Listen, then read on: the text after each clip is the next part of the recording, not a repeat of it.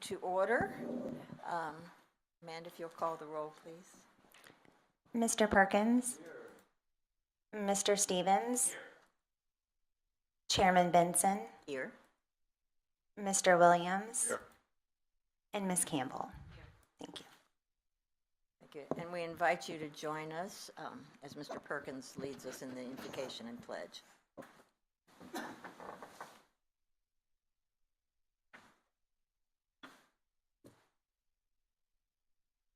Almighty God, in a world full of chaos and strife, help us to be a beacon of stability and kindness. Guide us in our thoughts, our actions, our decisions, and our love for others. Help us to do your will.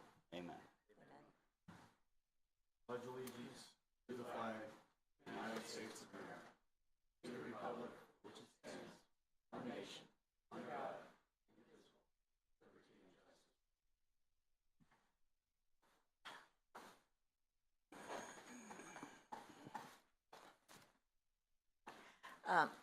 We come now to the adoption of the agenda, and if we could, I'd like to move the budget report up to right after the adoption of the agenda, if that's acceptable to everybody. Anyway, we'll accept a motion for the adoption of the agenda.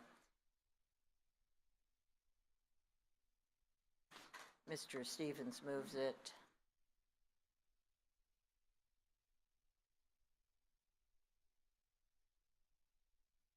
Mr. Perkins seconds it. Does anyone have any additions or changes to the agenda? If not, please vote.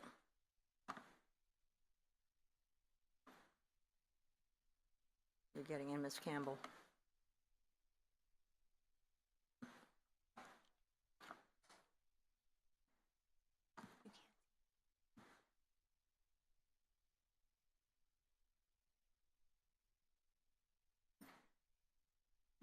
Refresh.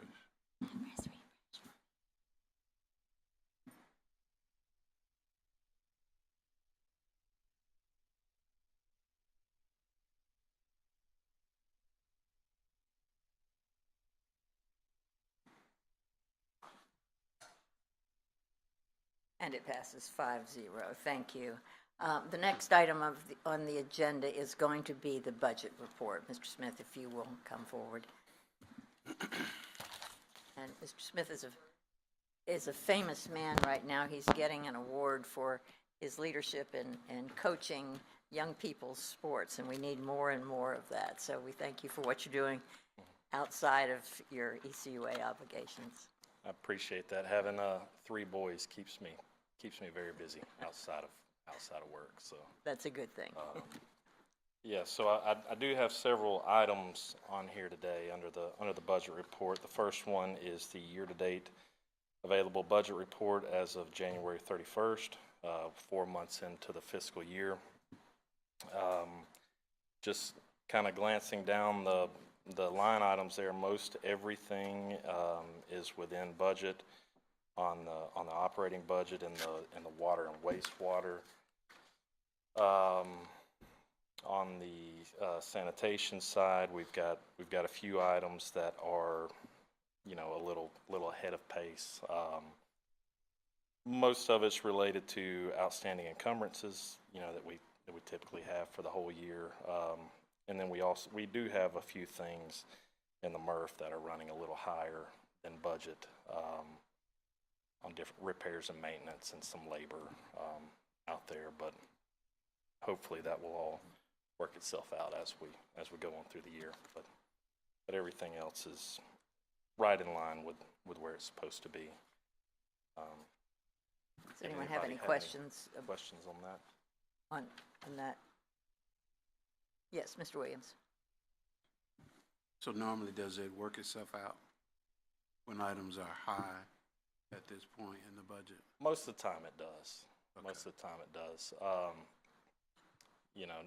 With the MRF, we're in an interesting place right now with the commodities market. So, on the revenue side, we're probably going to be a little short on revenue. Just they're having a hard time moving materials. that's not just limited to ECUA. That's everywhere as a whole. Paper mills are not accepting any more paper. You know, markets are kind of saturated, so it's a global problem with that. So hopefully we can wait it out, and you know, we're just at the highest market we've ever been in a year ago. You know, and I don't know if it had anything to do with COVID or anything like that. You know, with other things being priced so high. I mean, we benefited from that on the MRF as far as, you know, being able to sell items at a premium, and now we're kind of on the other side of that, back to where we were 3 or 4 years ago, where the commodity values are going down. So over the course of the last 2 years, would we break even? Last year This year and last year, would we break even? I think if you look at maybe the last 3 years, would probably be very close to breaking even. Okay. But that was, again, record high commodity values. And had we not had a hurricane and other things that shut down our facility, we would have been in an even better place. But we were in the positive last year on the MRF, which I think that was maybe the first time since the first year the MRF was in operation, you know, where we were, not only did we break even, but we were slightly ahead. So still got a lot of catching up to do, but that was a good year. Thank you, Madam Chair. Thank you, Mr. Williams. Ms. Campbell? I was going to ask a question later on Executive Director's report about contamination. Is that affecting the labor issue any? That may be part of it. You know, I'm really not the expert in that as far as the operations side, but you know, from what I'm hearing, yes, you know, we do have a high level of contamination, so that takes more time to separate. You know, the machinery out there can't do its job effectively because of all the trash in there. So that certainly I was worried affects. about that. Thank you. Okay, I see no other speakers, so continue, Mr. Smith. Right, and the next item is an interim financial statement. We do these quarterly. You know, not only do we have to provide them to the board, but you know, some of our loan covenants, bond covenants require us to submit quarterly financials. So these go to all of our lenders, and this is just a snapshot, December 31st, and it does have both revenue and expenses. You know, most of what we see on a monthly basis is just where we're at. On the expenditure side of the budget, this report shows the whole picture. And overall, we're a little below 25%. We're at 19% on our operating revenue. That is typical. You know, we have our sewer averaging, winter quarter averaging, so people are a lot more conservative with their water in the first quarter of our fiscal year, and then springtime comes, they start using more water to wash cars, water lawns, all that good stuff. So that's to be expected. But overall, you know, we're right where we need to be. You know, total revenue about 24%. We're a little higher than we budgeted on interest, and that's another thing that's volatile. We don't budget for that to survive on our investment income, because any of our investments are supposed to be safe first. You know, you've got safety, liquidity, and then yield. So we're, you know, financial markets are in a little better shape. I say better shape. The interest rates are higher, so we're making a little more interest on our deposits and things like that. But again, that's just a overall look of the organization, both as a whole, and then it's separated into the different systems, to water and sanitation. Balance sheet looks good. We've got ample amounts of cash on hand, pay all of our bills. Receivables are, you know, right there where they always are. We don't have a high amount of uncollectible accounts, so everything's looking good on the financial statement for the quarter. Okay. And then then the last thing on there is our audit report. I've got two things. There's the auditors, well, I don't know if the auditor's discussion analysis was actually on there. It's not. You've got a handout of a short summary from the auditors about the annual comprehensive financial statement. Looks like it's about 20 or so pages. It talks about some of their audit procedures and some of the different things that go into the financial statements. And then the larger document is the annual comprehensive financial report, formerly known as the CAFR, for the year ended September 30, 2022. We did have a clean audit report. The unmodified opinion doesn't sound all that great, but you know, that is the highest level of assurance you can get on these reports. You know, the audit went well. We had no adjustments. All of our compliance reports were outstanding. Didn't have any marks on that. So we'll be submitting it to the different lenders and the federal agencies and things like that to comply with the single audit for the grant reporting and all those things. Those are all in the works right now, but this is the first step is having this completed before we can submit for that and submit for our award. We should get again this year, so that all went well. Congratulations on that and to your whole department. Yeah. I see no speakers. Does anyone have any further questions, Mr. Smith? Does that conclude your report? That's it. That's all I've got. Okay, well, thank you very much. All right. Thank you. Yes. And now we'll go back to our usual order. We have no public hearings, and we now come to open forum. We have two people who have requested to speak before open forum. The first one is Larry Downs Jr. of 12150. Can't read your writing, Mr. Downs. But you are recognized. We haven't seen you in a while, so welcome back.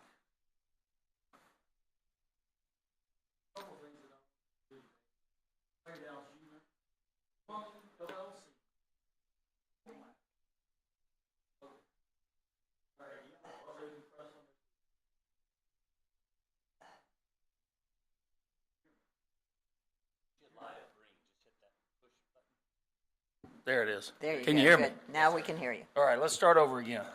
Larry Downs Jr. Plumbing, LLC, because fecal matters. And y'all can't take that slogan, even though y'all are in that business somewhat. I've got y'all a whole bunch of, I brought a bunch of brochures and vaccine brochures. I want to make sure y'all are all up to date on your vaccines, especially the COVID. And also a bunch of signs, to wash your hands.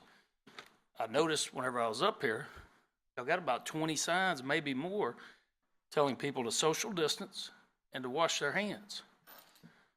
That's a parent-child relationship issue there. It's not for government to be telling us to wash our hands. I'm pretty sure that anybody you got to tell that's a grown-up to wash their hands, pretty sure they don't care. You're wasting money. Also, I want to make a public records request. Chapter 119 doesn't say how I have to make a public records request, but that I can make one. I'm making one verbally right here on the record. I would like public records relating to any vaccine programs that y'all did for ECUA employees. That means any incentives y'all gave the employees, any emails, any flyers, any brochures that says safe and effective, anything related to encouraging or paying or incentivizing county or ECUA employees to get vaccinated. I've already received the one from the city. They paid $56,000 to 759 employees to get their COVID vaccines. Now there's a problem. There's some adverse reactions going on. I know tons of them myself. So I think that the government agencies and private corporations might have a little bit of culpability there if y'all Not saying y'all did, because I don't know. I'm making a records request to see. But I know lots of government agencies did that. Some government agencies even fired employees who refused across the country. Weirdest time ever. So anyways, that's, I just wanted to point that out, make my records request, and tell y'all if y'all got those magic juice shots, good luck. We don't know what the long-term reactions will be because it hasn't been long-term. Adios. Thank you. MissionObvious.com. Check out my videos. Thank you, Mr. Downs, and we will comply with your public records request. We'll ask staff to do that. The second person who has requested to speak is Mr. Stan McDaniels of 4511 Charmont Way. Mr. McDaniels. Hello. Hi. Today, I'm here to speak about fluoride. I don't want it in my water. Never consented for you guys to put it in there. I was probably a pretty young fellow when y'all had it vote, and maybe none of you were on this board when that vote went through. Don't know. But I'd like to go through some of the negative effects of fluoride in the human body, in any kind of biological body, as a matter of fact. It can cause dental fluorosis, skeletal fluorosis, arthritis, bone damage, osteoporosis, muscular damage, fatigue, joint-related problems, and chronic issues. In extreme conditions, it can also adversely damage the heart, arteries, kidney, liver, endocrine glands, neuron system, and several other delicate parts of a living organism. I don't want this in my water. It costs you guys a ton of money. Price is going up. So you can save some money by stopping putting this stuff in the water. We don't want it in our water. Thank you. Stan McDaniels, MissionObvious.com. Thank you, Mr. McDaniels. Okay, I see no speakers. We appreciate your input. All right, I have no more pink slips of anyone wishing to address us. We go now to presentations, the Recycle Star program. Do I have my list? Oh, there we go. Mr. Stevens, will you draw today's winner? Number 7. Number 7. Okay. So number 7 is Sylvia Sims, who is recycling diligently and will get all of the awards associated with this program, and we thank you, Ms. Sims, for this. The other people who also were eligible were Sandra Slanos, Ms. Andy Schutt and Larry Legg, Susan Stubbins, Debbie Bossum, Barbara Murray, Anthony Ross, Sylvia Sims, the winner, Adrian Smiley, Laurie Tackett, Christopher Maxwell, Alexis Dickey, Deborah Bowen, Lacey McShane. Thank you for all of you for your recycling, and help your friends and neighbors remember not to contaminate their recycling. It's important. We come now to the approval of the minutes of the regular board meeting of January 24th, 2023. Does anyone have any additions or corrections?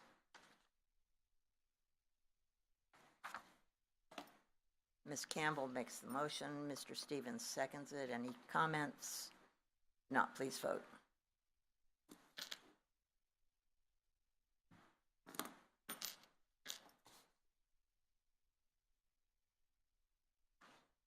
And it passes 5-0.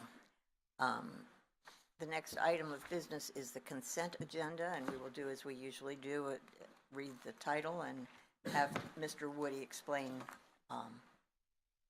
the agenda item. Item A, adoption of general resolution number GR 23-11, a general resolution authorizing the extension of CIP project R10006 sanitary sewer lateral lining and excavated repair annual contract for 2022 with BLD Services LLC for the original contract unit prices to provide adequate funding for sanitary sewer lateral lining and excavated repairs, and authorize a transfer of $4,300,000.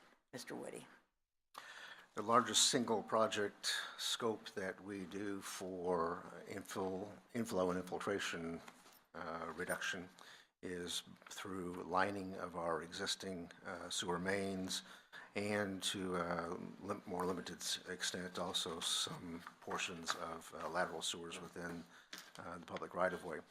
This is the key project by which that work is done. BLD was the low bidder when it was bid on March 14th, 2022. That will expire in March 14th of 2023. This resolution recommends that we execute one of the optional one-year extension of the contract at the same unit price to continue this work for another year. Any questions? Seeing none, thank you, Mr. Madam Chair? Sure. I did use the speaker request. Doesn't show up. Okay. Oh, I think you have to be on the resolution itself. I see it. That's it. Yes, please. yeah, there you are. Okay, thank you. That's good. They accepted the annual as it was written before. Okay, great. And then as I understand it, this is year number 2 of the long term? Yes. Okay, and This is the first extension of 3 optional one-year contract extensions. and can we project how many years it's going to take? To continue this program, Yes, sir. right now we have a 10-year 10 window years. of period of time, of which I think we're in the second, Okay. somewhere between the second and the third year on Okay. right now. Okay. And frankly, once even that 10-year period of time expires, it is still a wonderful program, and depending on how many main sewers we have that are still could benefit from this kind of program, I would be surprised if we didn't continue it well beyond 10 years. Okay, and they are aware of whatever hiccups they had in year number 1 with some of the laterals being cut off from the main. I think what you're referring to is this, and for the audience or anybody who might be listening in, this project essentially places a felt liner that's impregnated with resin into an existing sewer main, kind of like reaching inside a tube sock and grabbing it and turning it inside out. It unfolds inside the sewer as it's deployed. Hot water is added. That's what cures the resin and creates a hard new interior lining. Doing that also closes all the connections to the sewer. Okay. Now, we clean and televise that line prior to doing that work. We take close records of the footages of where all the live services are. And after that work is done, you can so we not only have that information to know where they're located in order to cut them back open. Most of them are fairly visible. There's a little dimple in the line where there's a connection. It's not a perfect process. Occasionally we do. Okay. They're fairly infrequent, but it does happen. Okay. I trust that means they did gather some lessons learned from year number 1. Certainly, yeah. When there's a problem, they have to go back and do it at their expense. If there's any repercussions to a customer as a result, they bear that expense. Okay, that's true. Thank you. Thank you, Madam Chair. Thank you. The next item is adoption of General Resolution Number GR 23-12, General Resolution authorizing the sole source purchase of Neptune water meters, registers, and other replacement parts from Ferguson Waterworks. Mr. Woody. This is our annual purchase of equipment for the Regional Services Department to replace either meters in whole or portions of a meter as they fail.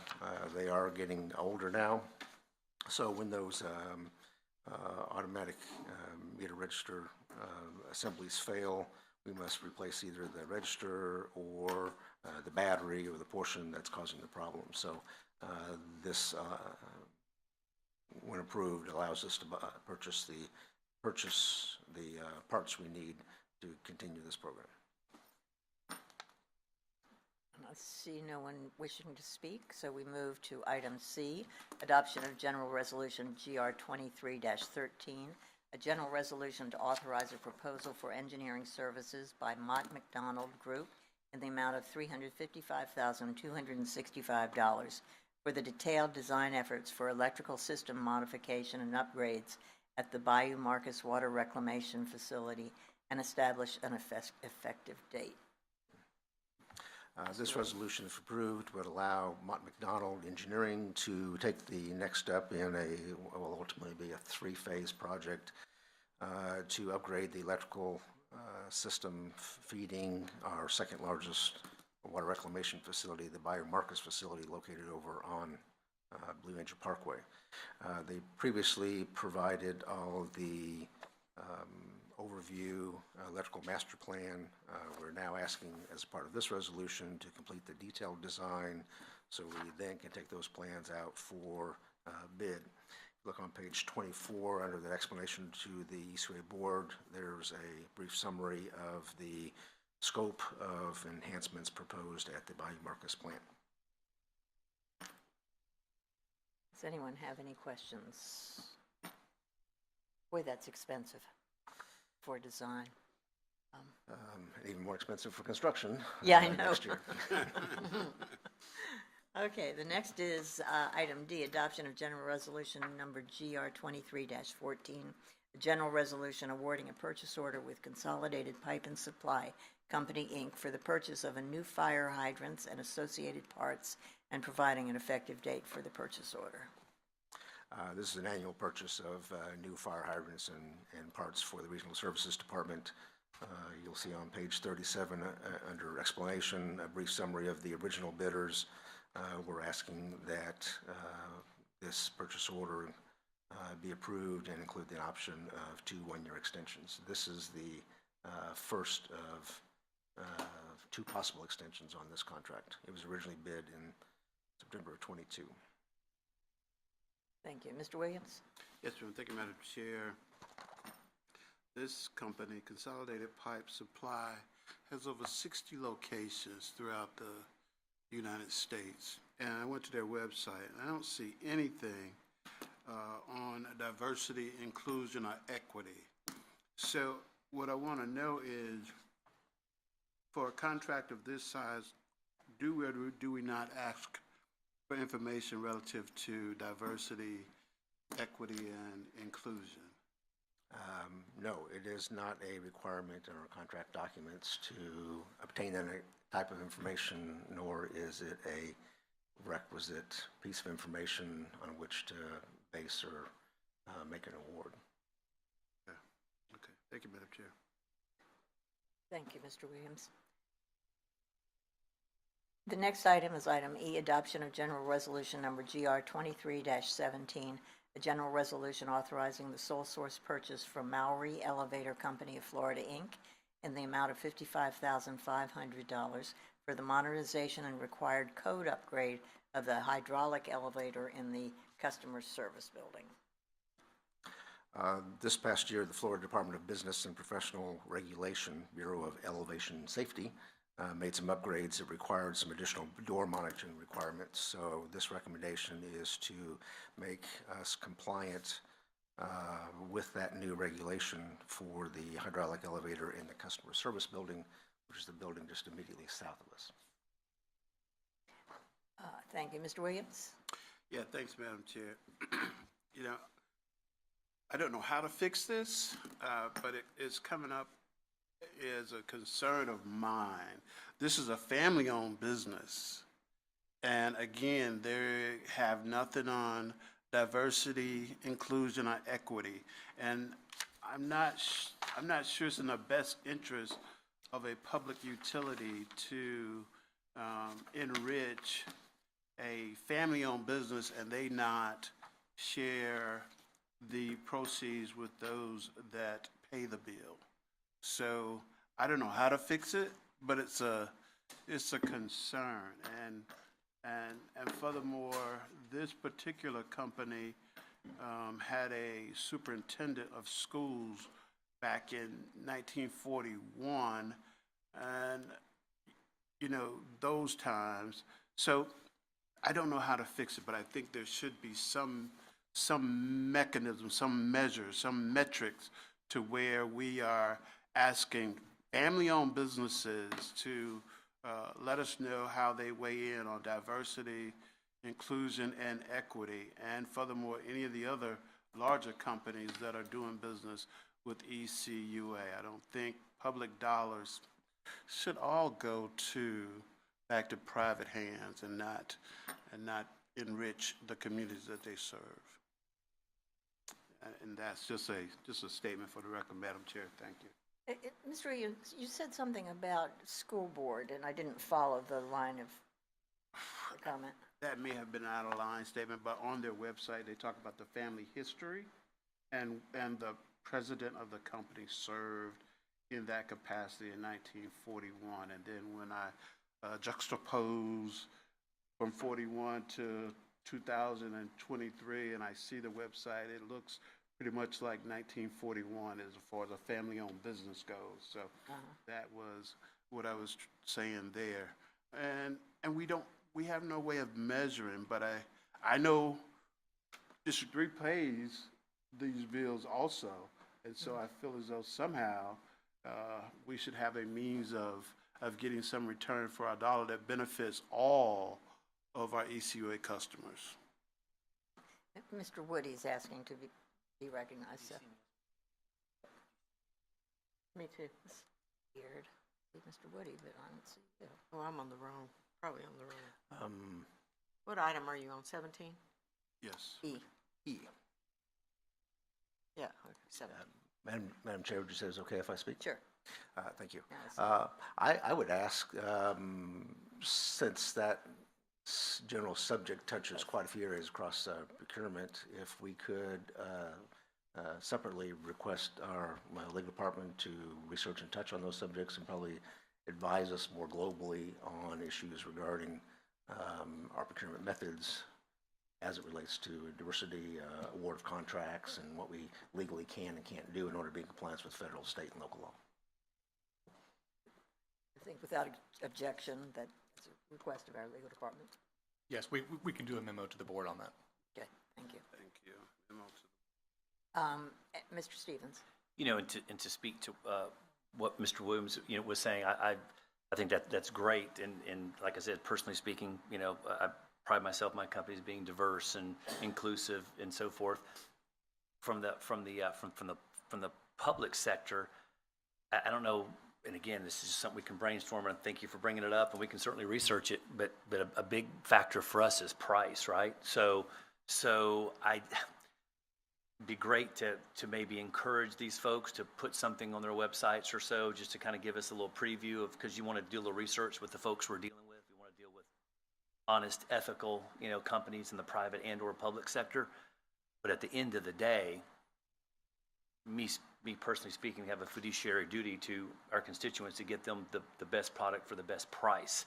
So even if we came up with some type of grading scale, and this person is more inclusive or whatever than that person, but the less inclusive person is, just spitballing here, $300,000 more, are we going to award a contract to that person who may on paper, again, I'm just saying paper, be deemed to be more inclusive or whatever the case may be and award a contract? So I'm not sure how it's a great point to bring up. I don't know how we sift through that, like how, as a public utility, and I guess that would be something for legal to look at, and how that correlates to the state requirement. So anyway, I just wanted to kind of point that out. I was doing that in my budget committee. I mean, it was one of the lowest rankings of price, but for me, it was one of the highest ones. If we're looking at apples to apples comparisons, then most of our staff, I would think, is looking at price and value to bring back to all of our constituents. So anyway, I'd be curious to see what legal comes back with. Thank you. Ms. Campbell? I'm fine with legal looking into the matter, but, I would just reiterate that we have always gone with what is best fits the pocketbook of our constituents. If apples are versus apples, you know what I mean? If it's apples and oranges, it's one thing, but if it's apples versus apples, then I think price is the most important thing to my constituents, I know. So, the other issue that you raised, Mr. Williams, and we're all hearing you, is the idea of a family-owned business versus a big corporation. And truthfully, many people start out as family-owned business, and we want to encourage new companies to come and compete. I'm sure Mr. Downs started out as a plumber before he had his corporation, and it's a good way, and I want to encourage that in any way that we can. Now, it sounds like this has a long track record, and we'd like to see them start out by their bootstraps and grow. But I certainly do encourage us to look at these small business, these family-owned business, and help to nurture them. And I think in many cases that allows us to foster minority-owned businesses as well, which we'd like to do. Well, No. Why don't we wait until the board members have spoken, and then I can recognize you. Ms. Campbell? well, I'll continue. I actually have a small business, and I have it on my website, I hire minorities. I hire anybody. Right now, if you know how to run title, come see me. I don't care. But, I'm just saying, I don't think my customers even know who's doing their title. They just know what the price is and what the product is. And so it's apples to apples and the cost that should be the most important to us, in my opinion. Thank you. We can encourage those companies, small companies, we can send out in our bid packages an encouragement to let us know. Sure. Because they may, would you know if I have anybody in my employment? I mean, not by looking at my website, but I do. I mean, Okay. so I don't think you know by looking at somebody's website if they hire minorities or if they have minorities working for them. I do, but I don't have anything about it on my website, I mean, I'm welcome for anyone to put an application in, but on my website, it doesn't say I have 1/20 of my people are of color. So it doesn't say that, So I don't know that we can judge by a website. Mr. Williams? Madam Chair, I am, for the record, pro-business. There you go. I think the laissez-faire system which we use works. And I refer to the website because we don't track it any other way. Yeah. If I could come to ECUA and ask for information, that would be more accurate. That would be more descriptive of good, bad, or indifferent. And so that's why, in trying to do research before making a decision on a vote, you go to any means you can. Websites are one that the company takes pride in. They have their other business, their contracts that they have done, testimonials, how to contact them. So I take their website to be pretty accurate when I see what I see on it. And some of the websites do talk about inclusion, diversity, and equity. Others do not. I just would like for the monies that ECUA is responsible for in a fiduciary way to represent the people that they serve. I don't think that's a lot to ask. Some have had contracts a long time with ECUA, and I'm all for the best contract for employees. I don't necessarily know how to fix that, and I'm not making a recommendation on how to, but I would like to have the information to identify a problem as my constituents might see it as a problem. Thank you. I think it would be helpful if it's a part of that bid package. Then everybody would know. But I don't know if it's legal. I think if in terms of legality, this is a public utility that benefits from not having to pay taxes. So in the sense that they have a responsibility to the public in which they serve, I know it wouldn't violate any laws to share that type of information, and it's a public utility that we're talking about. So we all have a right to know. And I just think I think as we talk about transparency, as we talk about inclusion, as we talk about the way we want to do business, that's some of the measures in which we can say whether we're doing business the way we want to going forward and the type of company that we want to be, you know.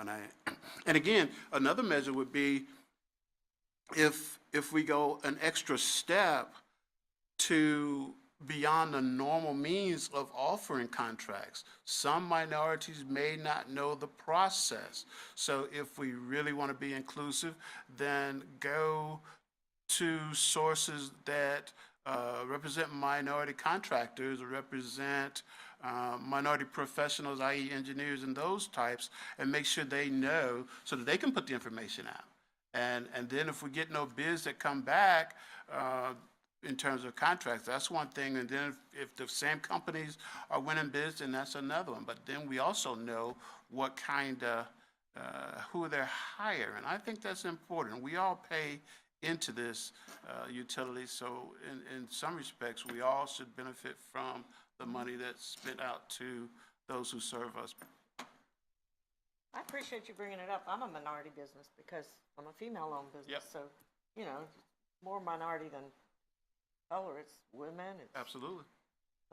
Okay. And so we can, I think it's good that, I just don't know if we can, I think we can look at the information if it's presented. I'm just not sure if it's legal for us to ask for the information. So I think that's what the lawyers get paid to do. So if we can ask, we'll ask. I like it. So let's be mindful of Robert's rules if we can. Yes, ma'am, sorry. It's okay. I just had the speaker. You know, I hate to give it up.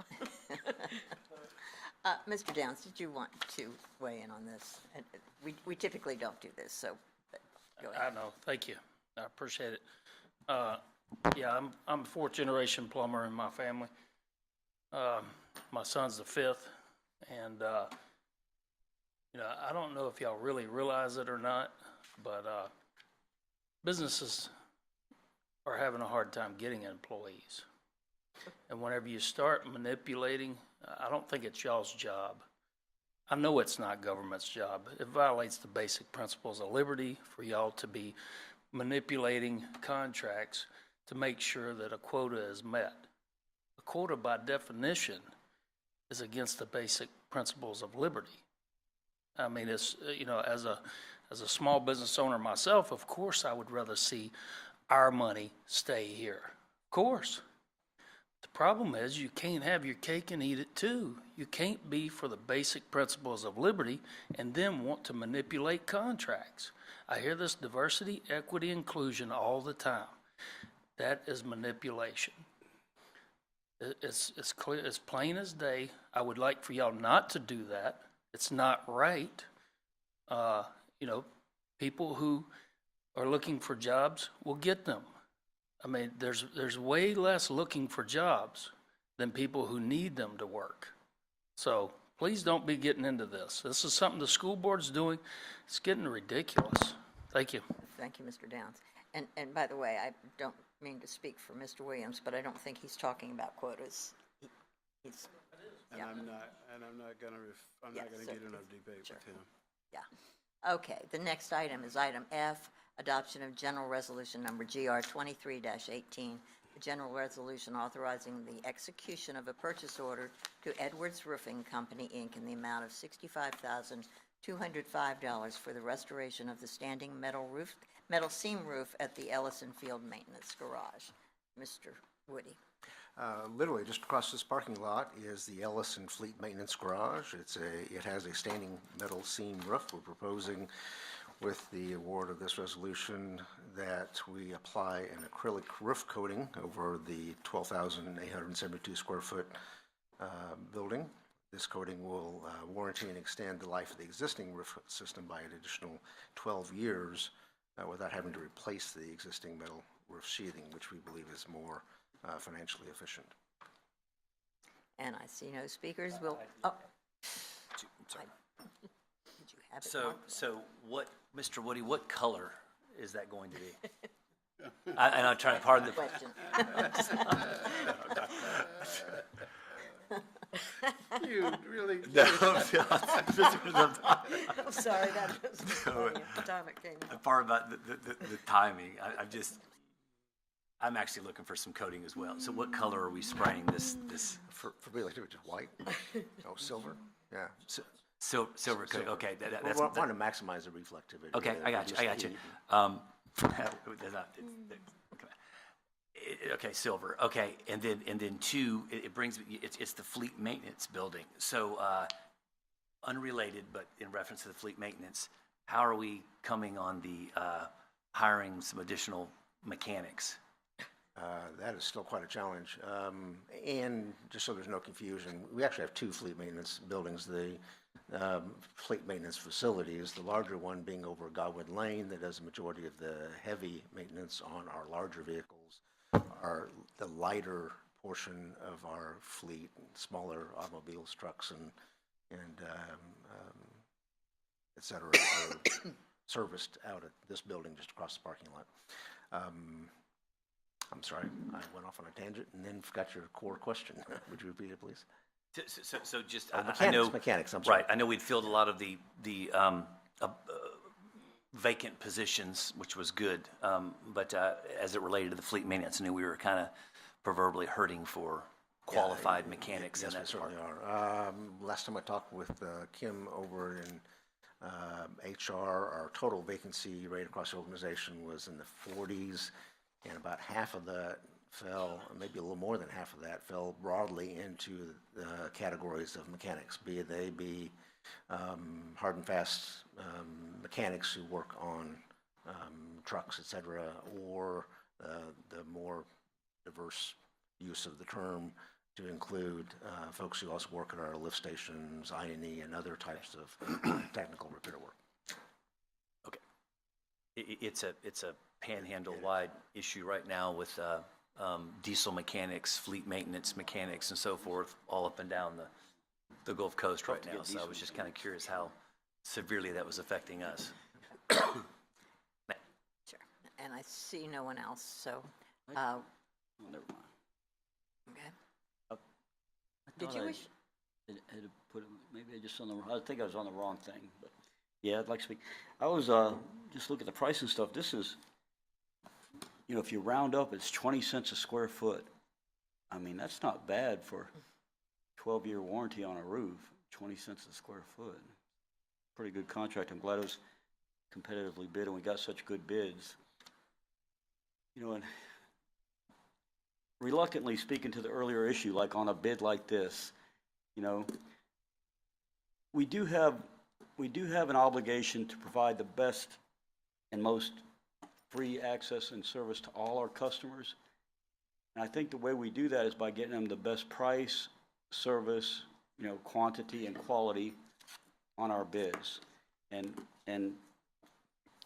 you know, if we start making obsessions or giving preferences based on diversity and inclusion, I think it's a slippery slope. I mean, I hate to say that. Believe me, I come from a big, diverse family, and I have a lot of diversity in my life and love all people.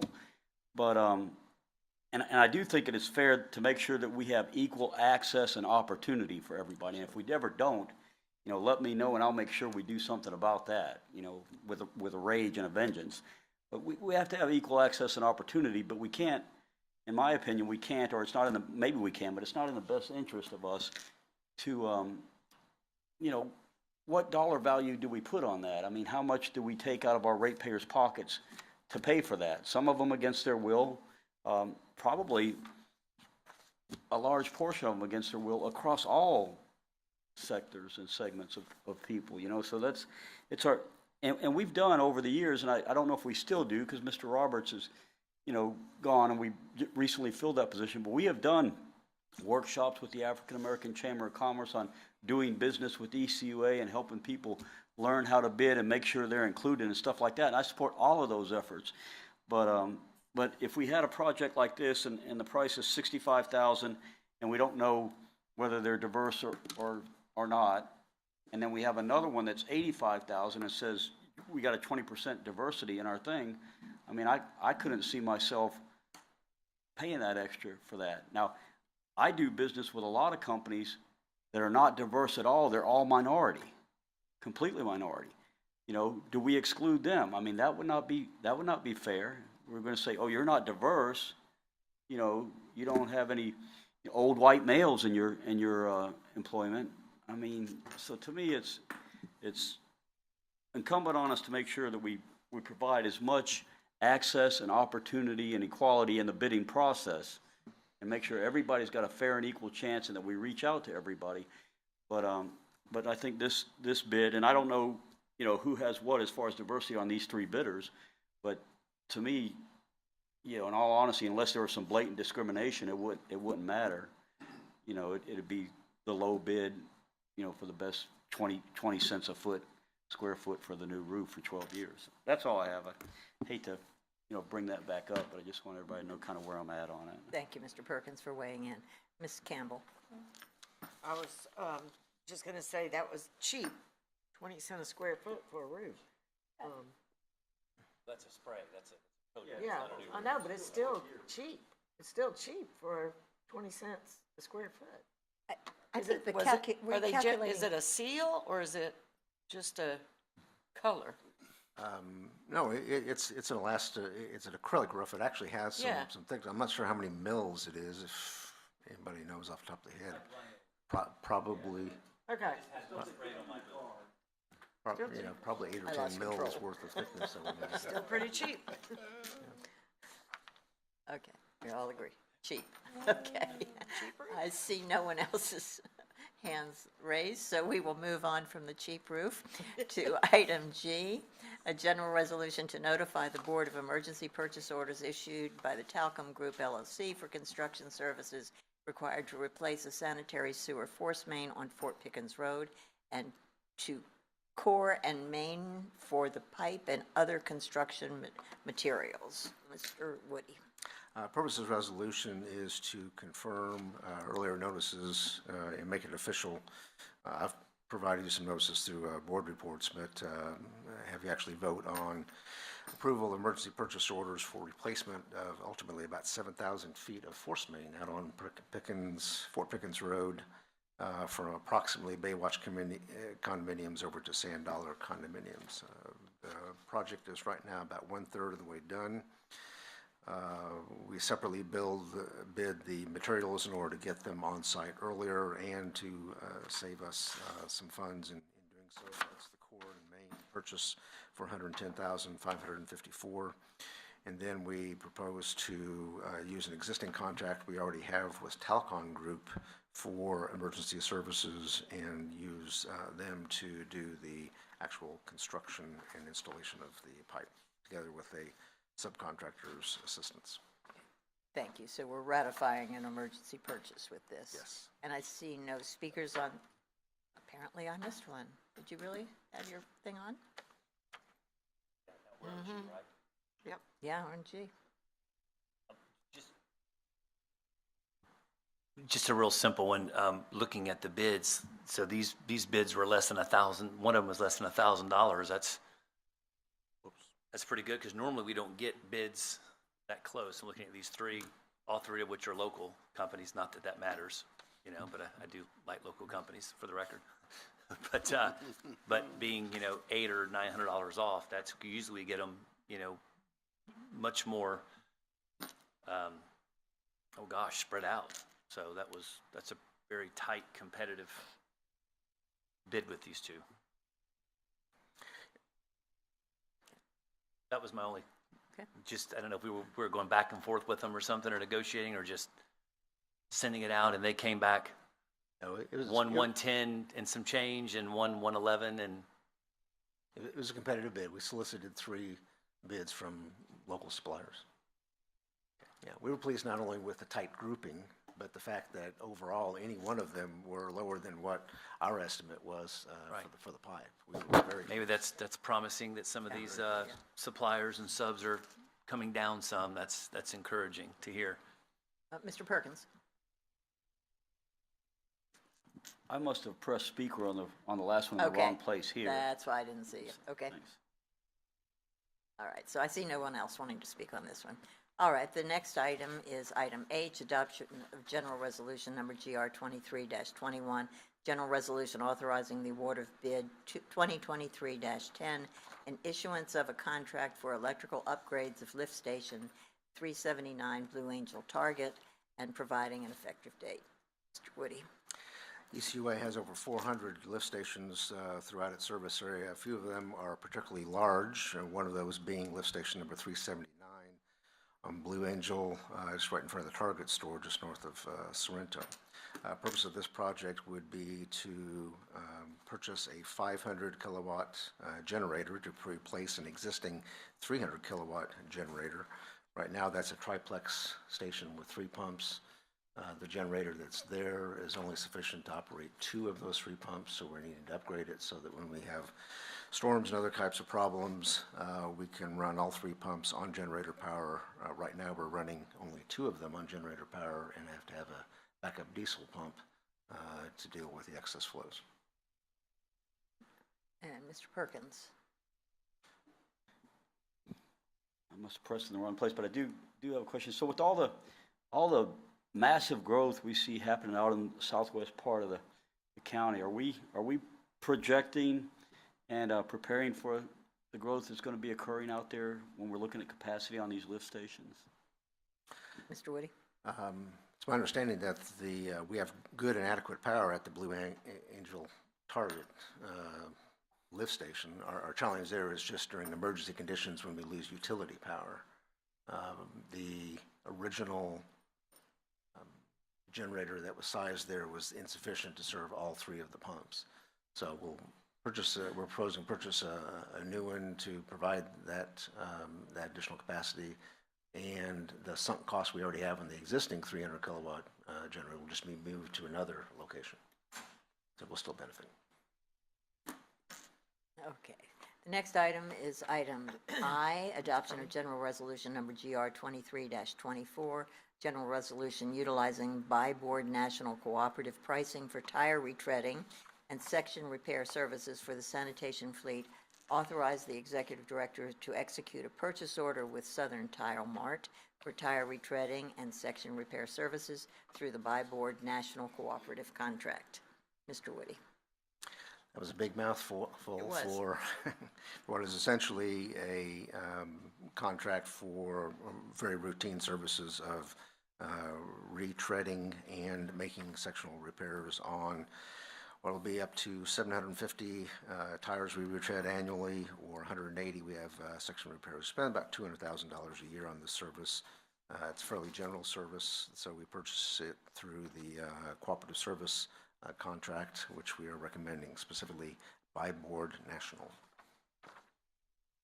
Ms. Campbell.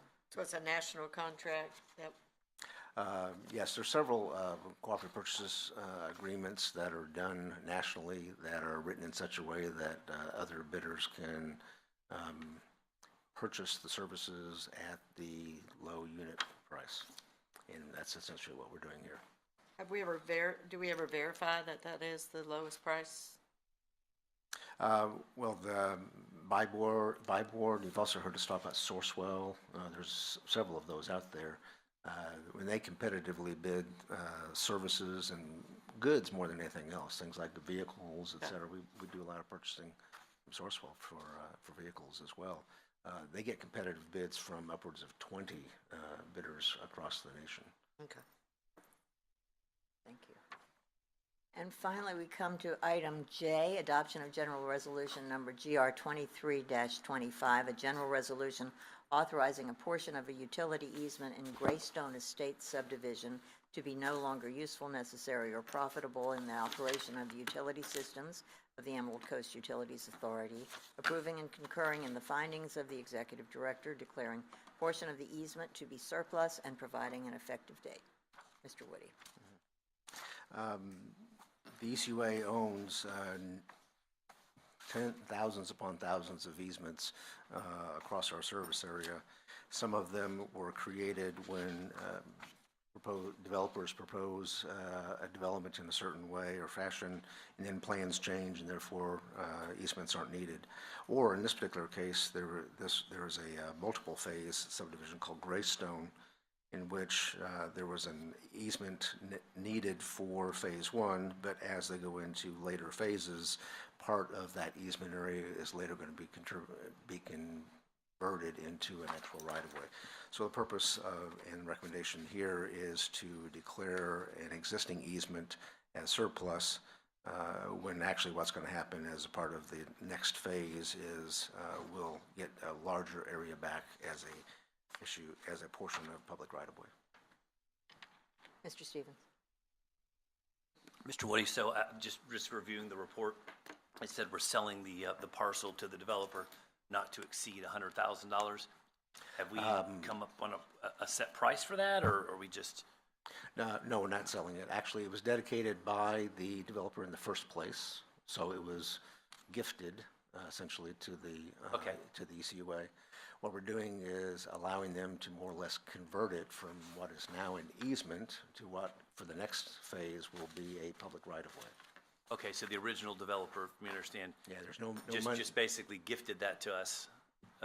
Okay, and then now we're essentially giving it back to them. Yeah, we're allowing it to be extinguished because as they go now, right now we need an easement away from that, covered a portion of sewer that went away from phase one into areas of phase 2 and 3 that at that time had not been platted.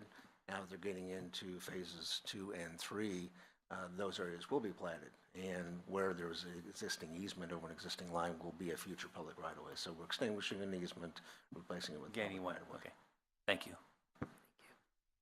Okay, we will now entertain a motion for the items on the consent agenda, items A through J. So I know, I don't know how to ask you if you want to delete something, but I'm just going to recognize you, Mr. Williams. Okay. You were recognized. Thank you, Madam Chair. I'd like to, I think, pull, or I don't want to vote no on everything. But Sure, yeah, that's I fine. had individuals I wanted to. Sure, that's fine. So it would be GR 2317. If you'll just give the letter number of the ones you want pulled, Mr. Williams. Okay. They are Delta or D and Echo or E. Okay. So we will now entertain a motion for A through J minus number D and E. Would someone like to make that motion?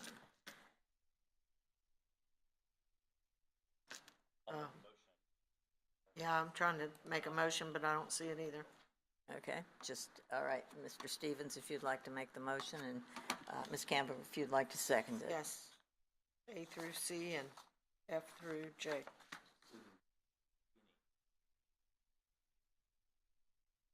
My screen is just waiting. Just a second. I'm trying to go back because I had it all, every single item on there, so give me just a minute. Sure.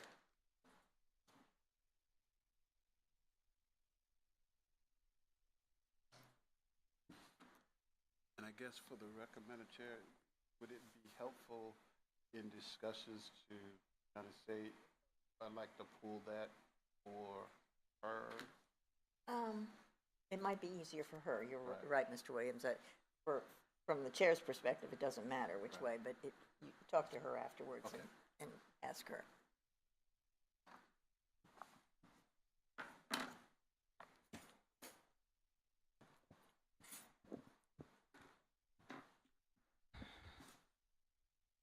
So Chairman Benson, what we can do is we can go through and vote on each one individual, or we can do a vote out loud since we're pulling the two items just for Mr. Williams. That's up to you.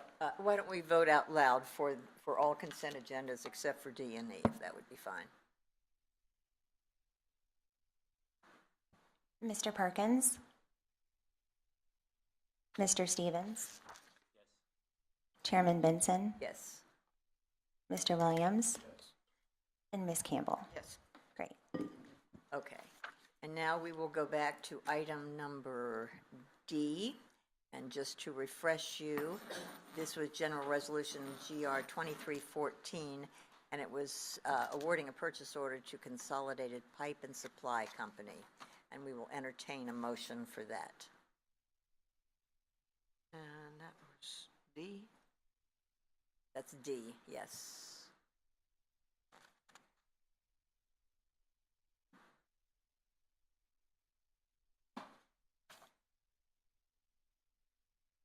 Okay, I have two speakers on this, so, and now, okay, Ms. Campbell moves it, and I will recognize you as a speaker. Is there a second? A second.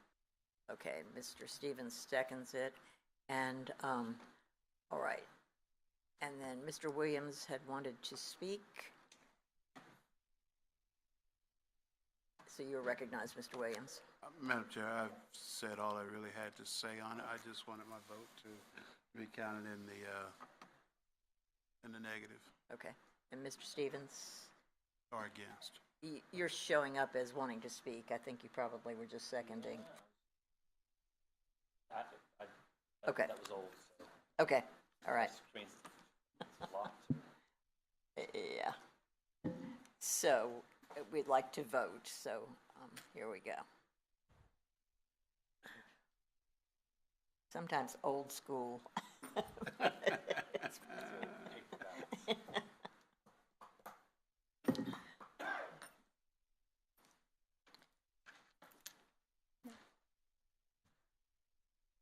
And Mr. Stevens, we're waiting for your vote and Mr. Perkins' vote. It's not coming up? Refresh, maybe? Yeah, why don't you hit refresh?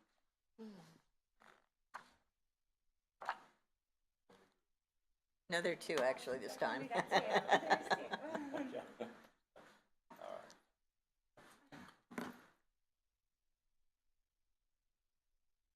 Do we have it? No?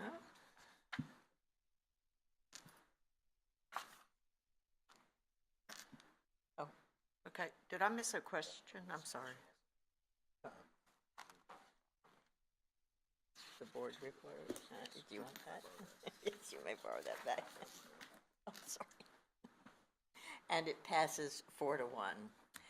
The next item is item E, adoption of General Resolution Number GR 2317, which is for the sole source purchase from Maori Elevator Company. And I think these are leftover speaker requests. Yeah, I don't have anything. Yeah, to say okay. about it. So,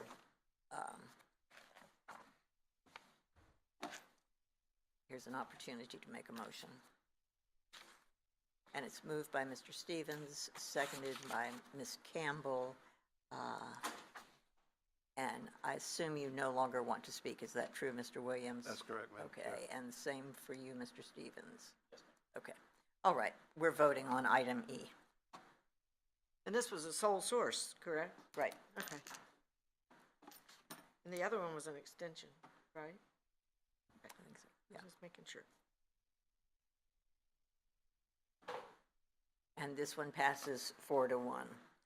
Okay, and that concludes the consent agenda. We have had our budget report. We come now to the executive director's report. Mr. Woody.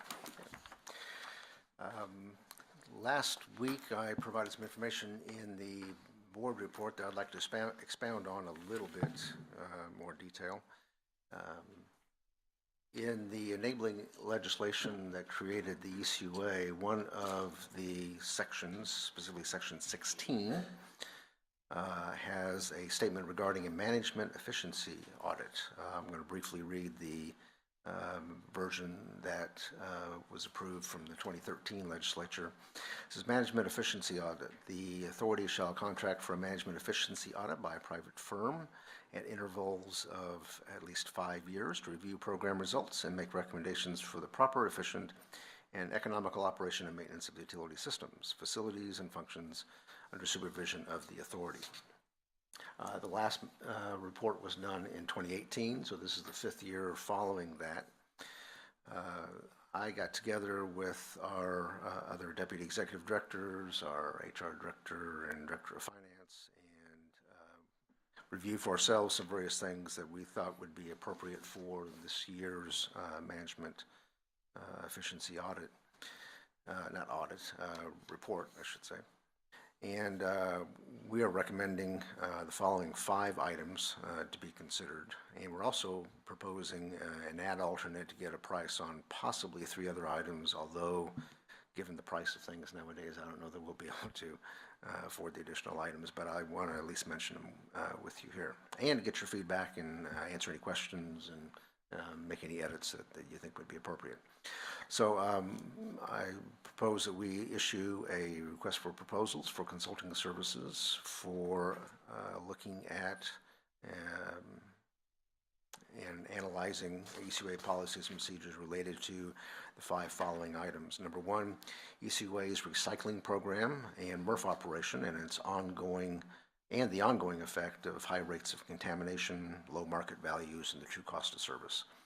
That's been quite a challenge. We're trying to deploy some various means and methods to best address that. I would be interested in an outside third-party opinion on and recommendations in those regards as well. Number 2, ECUA's current bulk waste program. Right now we have a weekly curb pickup program.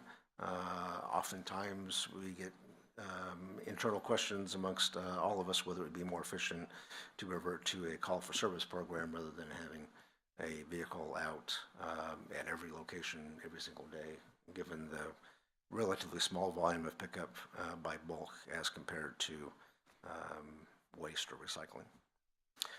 Item number 3, organizational approach to expanding and staffing our GIS system, which stands for Geographical Information System program, in support of asset management and our daily operations.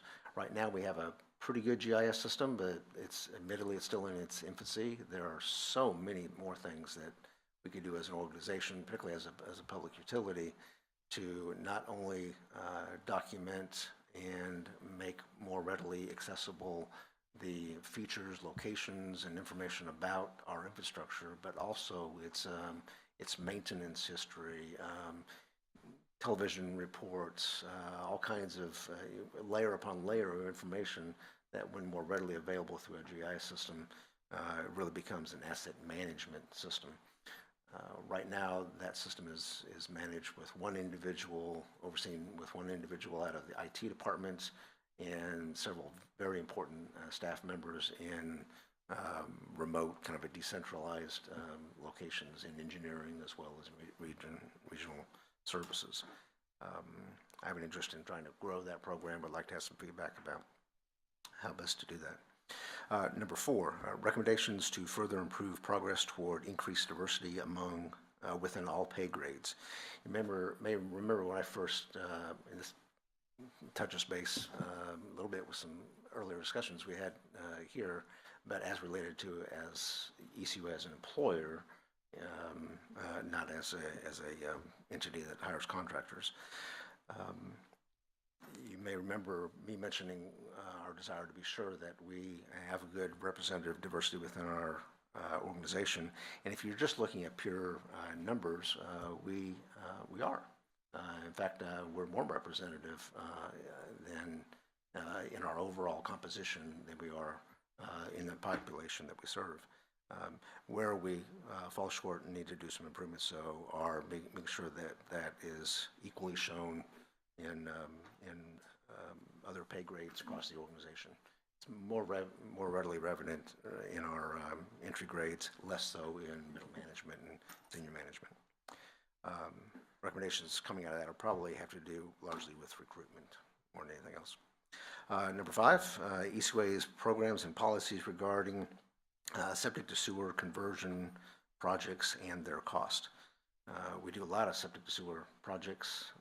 Those projects begin and end from lots of different sources, and sometimes they're fully funded through ECUA, sometimes they're grant funded, sometimes they're MSBUs. There's different combinations of those. Have some concerns to be sure that we're as fair and equitable to all of our constituency, all of our ratepayers, and would appreciate some feedback in that regard. So those are the 5 that I would recommend that we issue in an RFP. I do have 3 that I've got on an alternate list. If we get some favorable bids, they're probably more oriented to a HR kind of review than they would from a engineering point of view. They're fairly similar.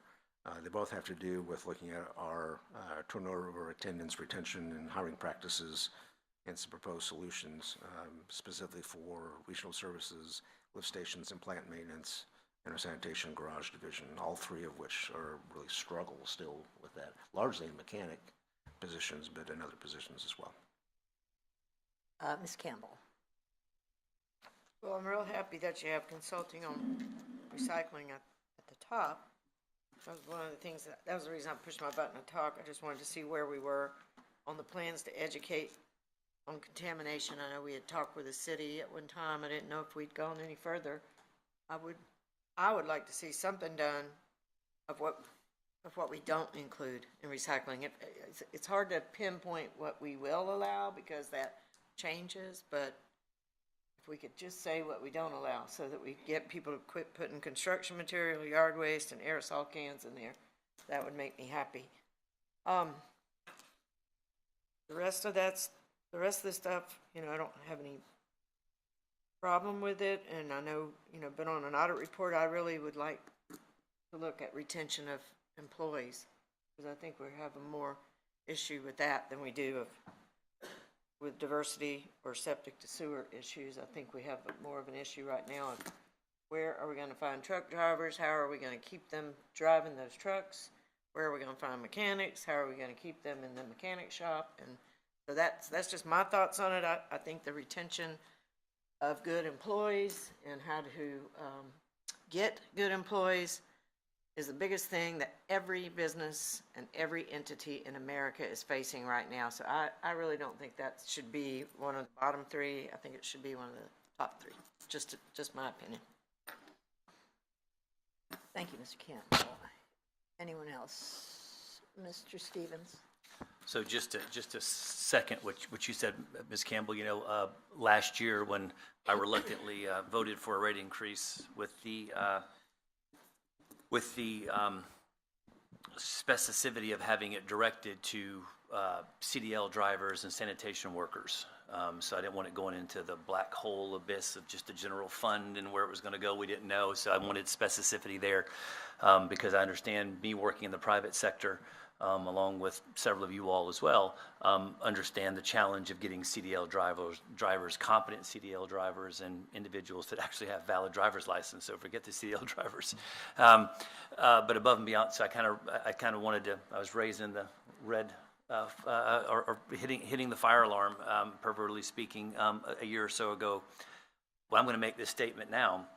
We're going to have that same issue for our mechanics, and I say that because I've got several individuals working in the diesel repair field, and there's only Empire, there's Fleet Maintenance, there's only a couple other ones, and those are very specific on what types of makes and models and so forth they're going to work on.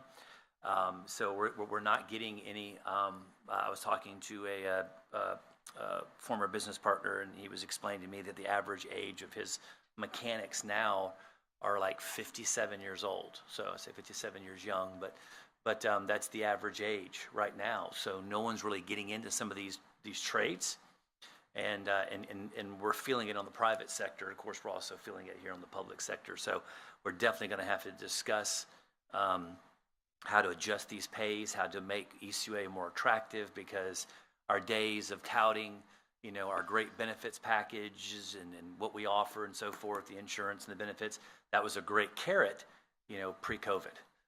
Now, not as much, because now the public sector has caught up with retirement programs, insurances, and pays and so forth. So we're going to have to be thinking about that, because the last thing I want is more missed garbage pickup calls because our trucks are not being maintained properly due to no fault of our own. We don't have mechanics, and I'm getting calls. So I would like to bring that up to the board and for us to kind of think on, and because that is going to become a problem. I think it's going to become more so going forward.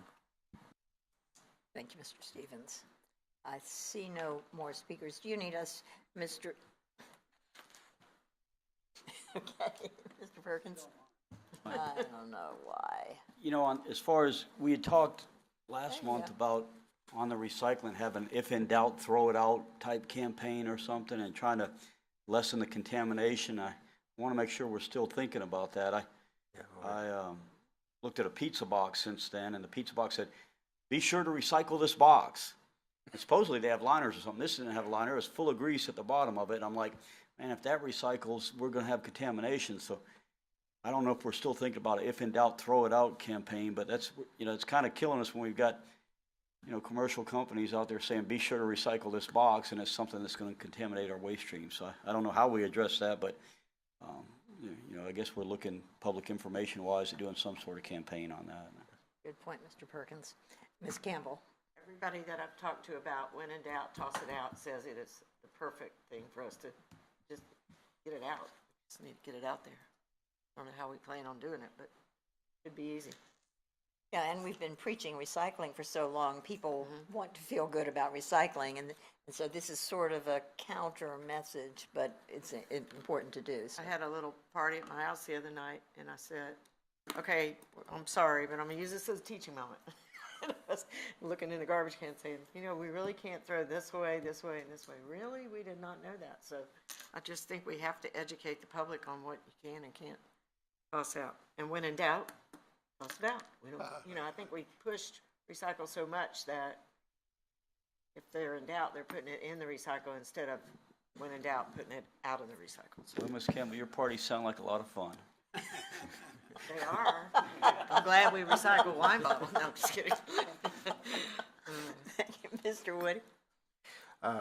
You've heard me before mention that the last time we did a large audit of our incoming waste stream, that the stream that we receive from either what we collect in the county or what the city of Pensacola brings us is in the 45% range. I just literally this week, with help of some staff, completed a report to the FDEP that itemizes all of the materials that we by property that we recycle, and also itemizes the tonnage that went through the system but had to go back to the landfill. So very rough and dirty, all of those numbers, not only from the county and the city, plus the cleaner materials that we receive from other outside sources, collectively, we're right at 49-51, 49% being contaminated, 51% being recyclable. So if anything, it's getting worse, not better. We ought to have a competition by district. Let's see who has the Game on. cleanest recycling.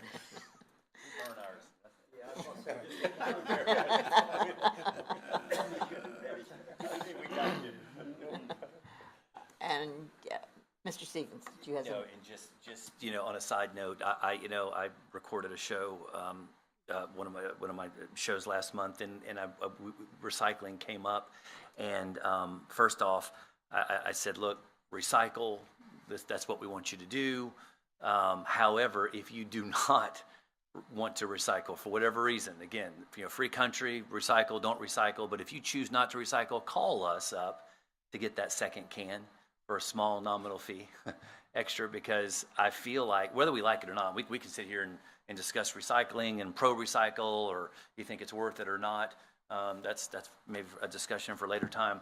But with what Director Woody just said, the contamination increasing, not decreasing, and basically half, that may even be a conservative number, I'm just spitballing here, but but saying half of it is contaminated, which translation ends up going back to the landfill. I mean, that's where it goes, right? So you got costs and so associated with that. So if these folks are not going to, I know I don't know how we do that. It's not popular, but to maybe say, look, if you're not going to, we'll give you the second can, or come get your can, because it's not going down. It's going up, and I would like Director Woody, and it may be something the board has to address another time. I would like to get quarterly reports on those contamination numbers. So quarterly, so every quarter, just let us know.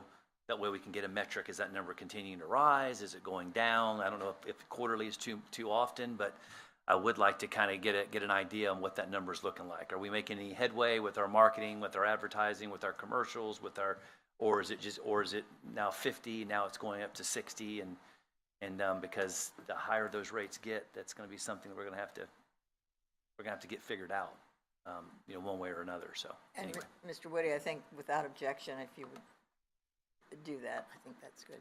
thank you. Sure. Mr. Williams? Yeah, thank you, Madam Chair. More of the disciplinarian, I guess. Do we have a program in place to remove cans of those who are habitual violators of contaminated waste in the recycle can? Mr. Woody?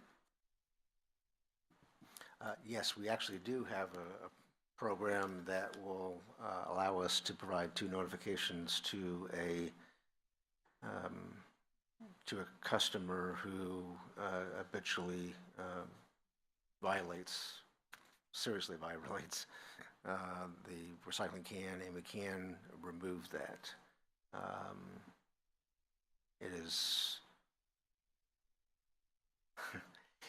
It is used, but not as frequently as it should. Because there are obviously some people who are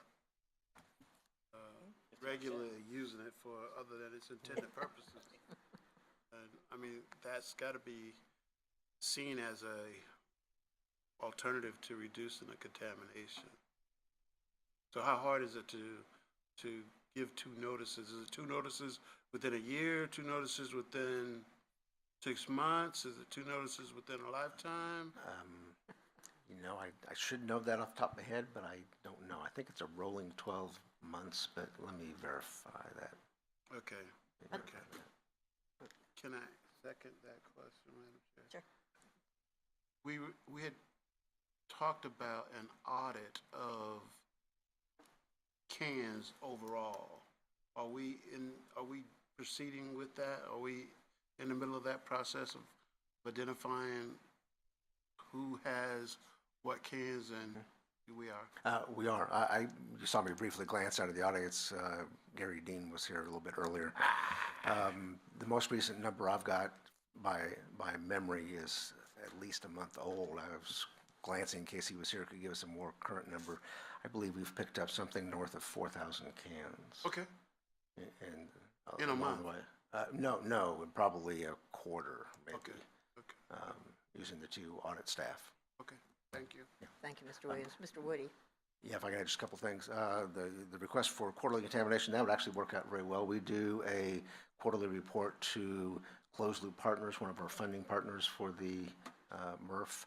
So if we can align that report with that report we're putting together regularly, that would be great. Also, I'll remind you that CAC member Dr. Walker made a request that we provide an update in general on recycling rates, the unit prices paid for goods, and kind of where the market trends were, and to do that in the month of April coming up. Thank you, Mr. Woody. Ms. Campbell? We do take cans. I know that because I've had a couple of people in my district call me that have had their cans taken. But and the auditing is ongoing, I know, because they were in Perdita Bay Country Club last week, counting cans, making sure the can was where it was supposed to be. So. Okay. So do you need official board action on the items that you're requesting? Okay, I think you had general assent and some input. Okay, does that conclude your report? Yes, ma'am, it does. Thank you. We come now to the attorney's report. We're recognized. Yes, ma'am, thank you. Today, we finalized the closing of the purchase of the property from IP for the new Beulah well. So Mr. Woody signed those purchase documents today, and we received the signed documents from IP. So we are closed on that and moving forward. That concludes my report. Okay. Anyone have any questions of our attorney? Okay. I have no unfinished business and no. I mean, I did put my request to speak under that on the. Usually that's part of the agenda and. That's part of the agenda. Yeah, okay, that's fine. We typically, when we adopt the agenda, say, I'd like to add item 12A under unfinished business, but we can do it this way. This is No problem, Okay, learning as I go, Madam Chair. no problem. I'm fumbling along too. Just wanted the water director to speak to. Your mic. Thank you. Madam Chair, I just wanted the water director to speak to the issue that was raised earlier about fluoride, if that would be appropriate before we get out of here. Would you like that or Mr. Woody to address it? I will let Mr. Woody defer or speak if he chooses. Yeah, that depend what depth you want to get into that topic. Fluoride, generally as an organization, we have followed the recommendations of the CDC. And right now, their recommendations are 0.7 ppm, parts per million addition. And that is what we have been following for a number of years. It is a controversial topic. Okay. And I didn't want any other comments from the public. I just wanted to know where did we get our reference from. So I'm satisfied with that. Okay, thank you. I see no one else asking to I would speak. like to speak on that. If you would like, if you would fill out another pink slip, and we will have another open forum, and you can address then if that's okay. Okay, does that conclude, Mr. Williams? Yes, ma'am. Thank you, Madam Chair. Okay. We come now to new business, and we did not have anything added, but does anyone have any new business? Okay, the next item is board communications. Does anyone have anything to share under board communications? I wasn't sure where to There you go. put my question, but I noticed that we had quite a bit of information on our report, a lot of items, but we didn't have a CAC meeting this month, so I just want to make sure that we're not, that we have them when we have a lot of items that, they might want to hear their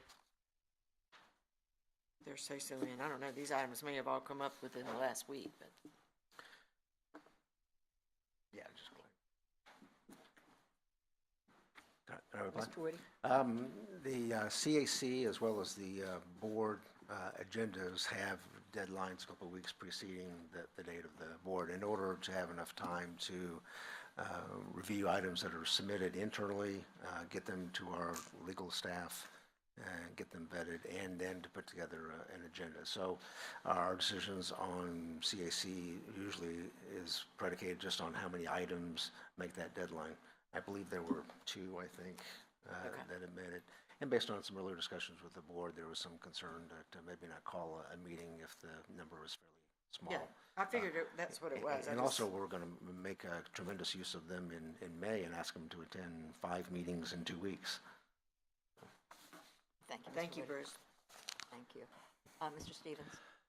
So I'd like to address a general resolution that we will be voting on next month. I'm not going to bring that up other than the fact that it relates to the auditor selection committee, which this board graciously asked me to chair, and I was so happy to do so. On the off chance, I will be attending a convention in Geneva, next month, and on the off chance I'm not able to Zoom in here, if we're going to test our IT department, I'm going to try. It's a 7 hours difference. I did want to thank, one of the requirements was 2 private citizens for which I selected Miss Patricia Shelton, which was just awesome, Pastor Marcel Davis, which was great. Like I said, we spent several days, working on this, and several hours. It was pretty intense. So I just wanted to take the opportunity, in case I don't get the opportunity next month, there's a high probability I may or may not be able to get zoomed into that meeting, to thank Justin and his staff, Justin Smith, Paul Nobles, and Bob Pacenta for their help. It was great. It was an experience for me. I got all my looking at P&Ls, balance sheets, debt schedules, cash flow statements, looking at multiple proposals from accounting firms, and I can tell you, just looking at some of the proposals that I had to review, and us as a committee made our recommendation, and of course the board will make their decision next month. It wasn't an easy one by far. So, but I would like to say that we were in certainly good hands with our accounting firms, and it was a great experience. And I hope we're able to do more of that to be able to engage some of the private citizens. That's probably the biggest part I enjoyed, was they got to see kind of not necessarily Ms. Shelton, because she's very aware of the inner workings of ECUA, but Marcel was not, Mr. Davis was not. So it really kind of gives a good idea for the private sector to come in here and look and see what goes on behind the scenes, and feel like they're able to add their input and anyway, I enjoyed the community involvement. So Thank you for Anyway, your thank you. leadership on that, Mr. Stevens. Mr. Williams? Yes, ma'am. Thank you, Madam Chair. Just want to salute all those who celebrated Black History this month and say that I look forward to the month of March when we will do the same for women. So, thank you. Thank you, Mr. Williams. I have one thing. Some of us have been on the board longer than others, and we all get similar phone calls from constituents, which are not issues that we typically talk about on the board floor. We're usually looking at things like budget and so forth. Anyway, and sometimes it's nice to share some of the things that come up, just in case it comes up with some of the others. I had a constituent this week who called about a kink in the line in her lateral, which was under the roadway. And it's something that doesn't come up that often, but it causes a backup in her sewer line. And we have two different policies, and some of you were here when a lady who had some commercial property came and had this problem. But if it is a commercial property that the lateral goes under the roadway, it is the responsibility of the business owner to pay for the breaking up of the roadway and the repairs. If it is a residential customer, we provide that service. And I'm just sharing that because it was something that came up, and we don't deal with it that often. And I just, if you have that experience, just a little heads up. Mr. Williams, I still have you. Did you have something else? No, ma'am, Madam Okay. Chair. So, I don't know if was it a chiropractor by chance that? No. Okay, so interesting enough, I had a similar call, and of course I should know this. I guess we can't know everything as board members. There's a lot of information there. I assumed, and I was, and Mr. Woody graciously corrected me when I had a constituent call me and say, hey, look, we've got an issue with our line. It's in the roadway. And my immediate thought was, going back to residential, was I said, look, I'm gonna make it real easy for you, because this is how I can explain it, how it's explained to me. If it's on your side of the meter in your house, that's on you, call a plumber. If it's on the opposite side, then of course ECUA will do that. Did not know that only applied to residential. And so, I don't know, I don't have Mr. Whitten had a discussion about that, but I don't know the fairness or right, wrong, indifferent, or whatever the case may be. But I can tell you, as a small business, that would be, and this was a chiropractor, they're like, Mr. Stevens, I don't even know who would I call. I mean, I've got to bust the road up. I was like, I can refer some plumbers to you. Just there's 3 or 4 of them, and just go choose who you want to choose. But wouldn't even know who to tell you who to bust the road up, that sort of thing. So it is somewhat of a quandary, and I'm assuming we don't deal with it a lot. This was my first incident, so I'm assuming if it was something that was a repetitive type of thing, it would have probably been brought to the board sooner. But I was at a loss on how to advise that particular constituent on, because it was clearly, according to their plumber who cameraed the line, it was on our side, the ECUA side, as far as being out there on it was on 9th Avenue or something. So anyway, Okay, I'll let Mr. Woody respond. Yeah, the only clarification I would add beyond what was already mentioned, since the word meter was mentioned during the discussion, I want to be sure that there's some clarity in that regard. There's basically 3 situations that apply, and one has 2 kind of alternatives, so I'll go through those real quick. If we're talking about water, drinking water, there's a clear line of demarcation. That's at our meter.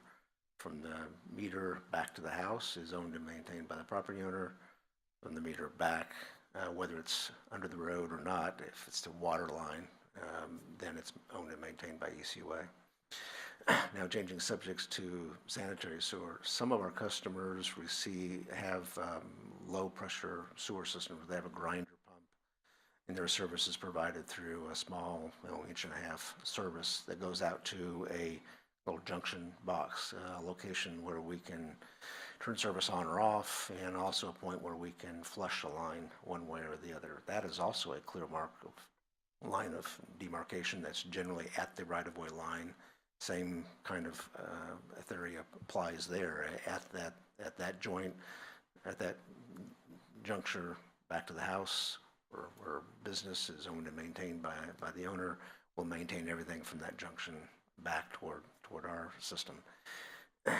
Last one is what Ms. Benson first started talking about, and that was gravity sewer service. And we do address it differently, whether it's commercial versus retail, or commercial versus residential.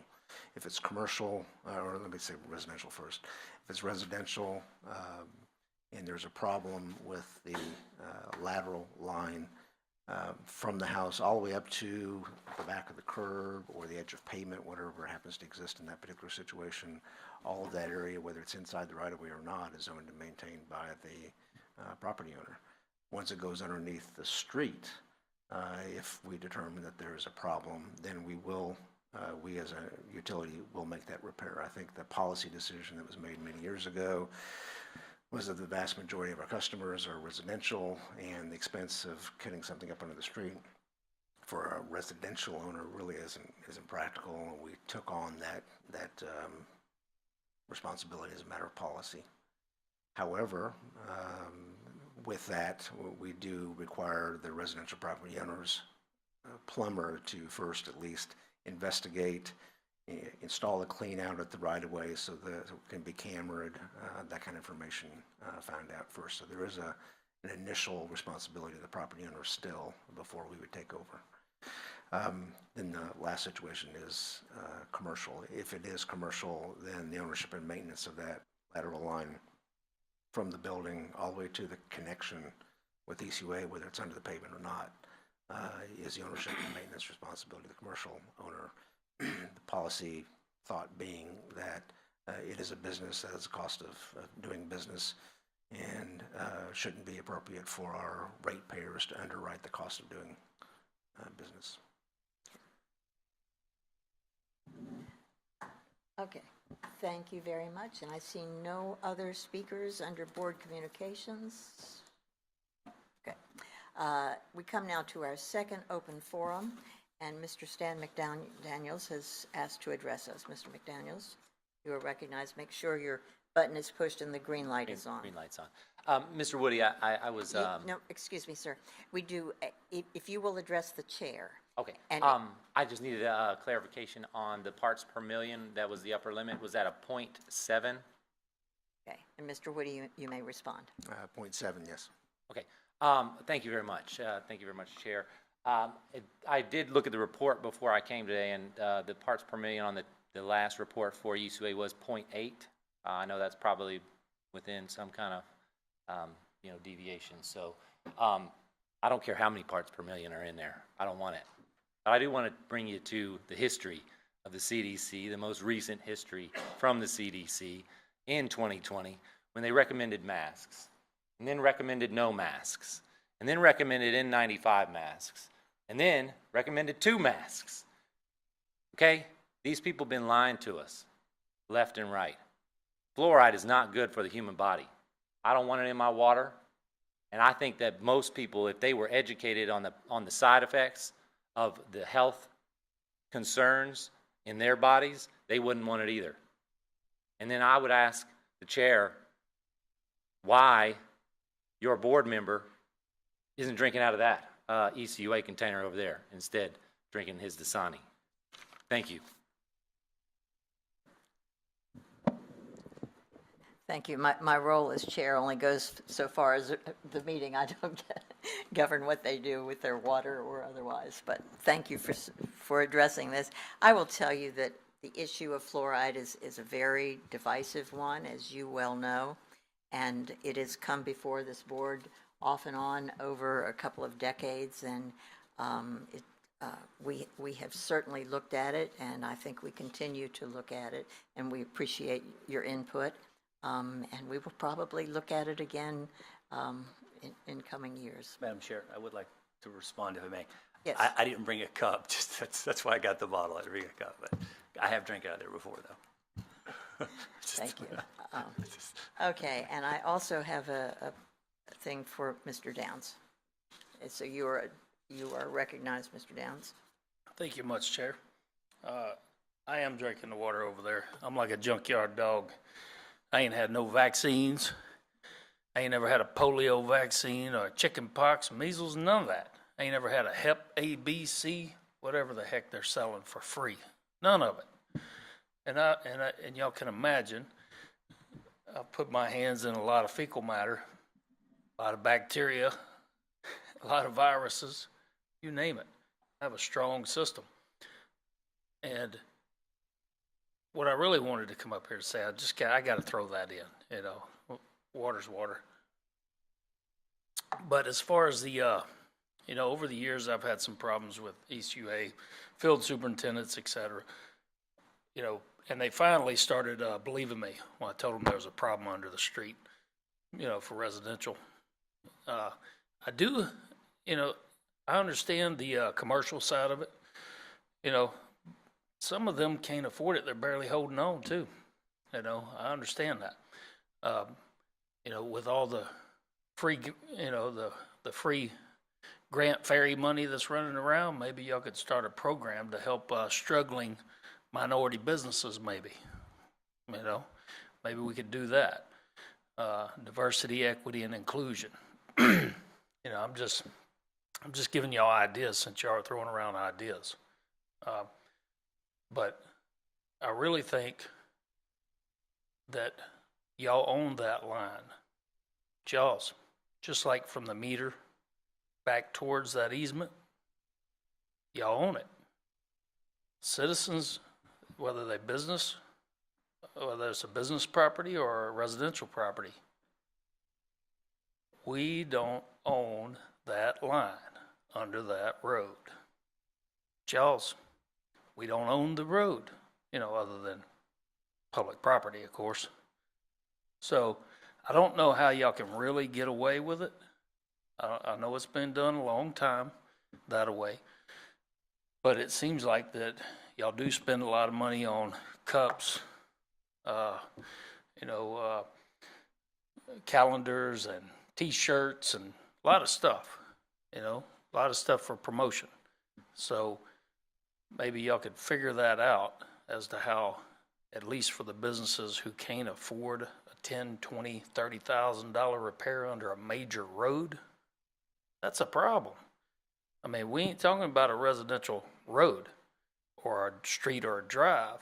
Most of these businesses, I mean, can you imagine being on 29 and having a broken sewer lateral halfway across there, or in a 4-lane? That's crazy to tell them that it's our line, but you got to fix it. Anyways, thank y'all much for listening to me. I know I'm like molasses syrup, a little bit of go a long ways. So I try to this is the first time I've ever been to this meeting. So I do appreciate y'all at least tolerating me.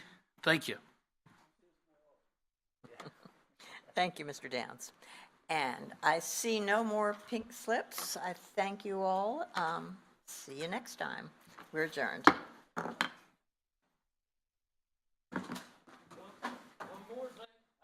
We're adjourned. Y'all have all been touching your faces repeatedly. I got pictures of it, and there's signs